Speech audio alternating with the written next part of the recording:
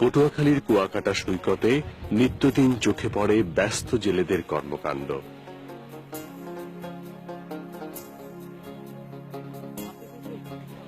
বারো থেকে 20 ঘন্টার পথ পাড়ি দিয়ে সাগর ফেরত ফিশিং বোট এখানে ভিড়ে বিচিত্র সব মাছ নিয়ে।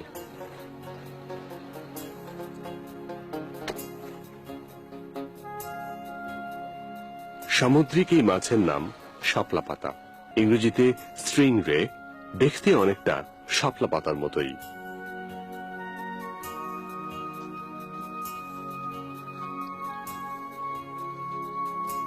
একের পর এক ঠেলা ভরে প্রচুর শাপলা পাতা মাছ এসে জমে সাগর পাড়ের শুটকি পল্লীতে।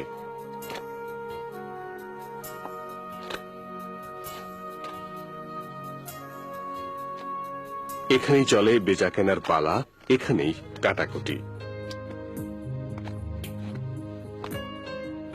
মাছের লম্বা লেজের ডগাটি কেটে সাগরে ফেলে আসে জেলেরা।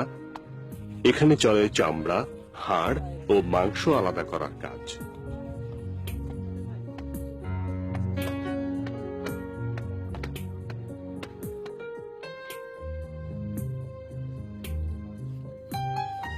মাছ কাটিয়েরা প্রথমেই কাটে মাছের পিঠের মূল্যবান চামড়া।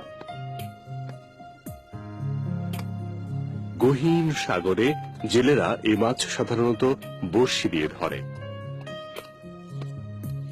শাপলা পাতা মাছের পিঠের চামড়া কাঁচামাল হিসেবে ব্যবহৃত হয় জুতা ও ব্যাগ তৈরির কারখানায়।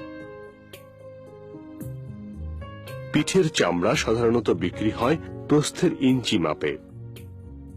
7 থেকে 8 ইঞ্চি প্রস্থের প্রতিটি চামড়া 110 থেকে 160 টাকা এবং 14 থেকে 15 ইঞ্চি প্রস্থের চামড়া 200 থেকে 270 টাকায় বিক্রি হয়।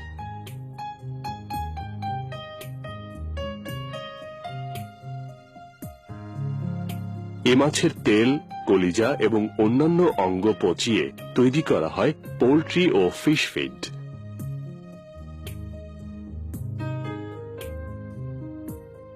অর্থকরী শাপলা পাতা মাছের কোনো কিছুই ফেলনা নয়।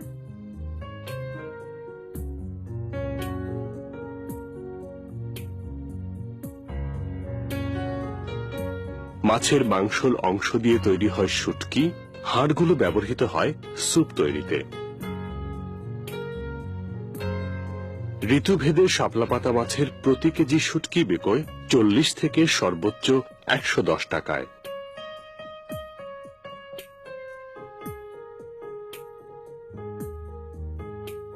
সাগর পাড়ের মৎস্যজীবীদের জীবিকার অন্যতম রসদ বিচিত্র গড়নের এই শাপলা পাতা মাছ।